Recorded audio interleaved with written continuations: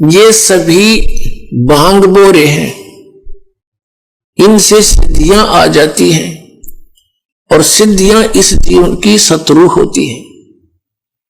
तो पुण्यात्मा शास्त्र विधि त्याग का मनमाना आचरण कर रहे वो भी व्यर्थ, तीर्थ व्रतों पर जाते हैं ये गीता के विरुद्ध, क्योंकि श्रीमद् भगवत गीता एक आदरणीय ग्रंथ है और इसमें गीता ज्ञानदाता ब्रह्म है और ब्रह्म कह रहा है कि ना इसमें जय राम जय जय राम का कोई नाम जाप करने का आदेश है, इसमें केवल एक ओम मंत्र है। कहते मेरा सिमरत है ओम मंत्र का।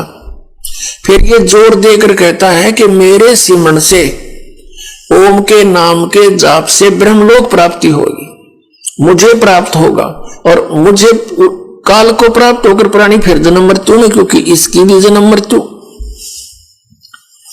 इसलिए 7वें अध्याय के 18वें श्लोक में अपने गति को भी अनुत्तम यानी घटिया कहा है। इसलिए इसने कहा कि तू 18वें अध्याय के 62वें श्लोक में 15वें अध्याय के 4थे श्लोक में कि तत्वदर्शी संत की प्राप्ति के पश्चात परमेश्वर के उस परम पद की खोज करनी चाहिए जहां जाने के बाद साधक फिर लौट कर वापस नहीं आते। 18वें अध्याय के 62वें श्लोक में कहा कि सर्वभाव से अर्जुन तो उस परमेश्वर की शरण में जा, उस परमेश्वर की कृपा से ही तो परम शांति को और सनातन परम धाम को प्राप्त होगा, अर्थात फिर तेरी मृत्यु कभी नहीं होगी,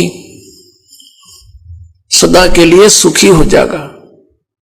तो उसके लिए बताया है कि मैं नहीं जानता उस परम अक्षर ब्रह्म की साधना के बारे में। 4थे अध्याय के 32 और 34 श्लोक का निष्कर्ष है कि जो ज्ञान सच्चिदानंद घन ब्रह्म ने अपने मुख कमल से आकर बोला है यहां पर और उसके द्वारा बोली गई वो अमृत वाणी में जो ज्ञान है, कबीर वाणी में, वो तत्व ज्ञान है। और 4थे अध्याय के 34वें श्लोक में कहा कि उस तत्व ज्ञान को तो तत्वदर्शी संतों के पास जाकर समझ, उनको प्रणाम कर, वो तत्वदर्शी संत तुझे फिर उस तत्व ज्ञान को बताओगे। अब 17वें अध्याय के 23वें श्लोक में कहा कि सच्चिदानंद घन ब्रह्म के पाने का इस 3 मंत्र का जाप है ओम तत् और सत।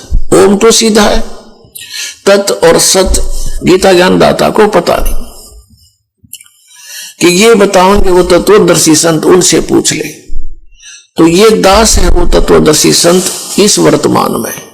आपको कब ये बात विश्वास होगा इस दास की, वो आपके भाग्य पर निर्भर करता है,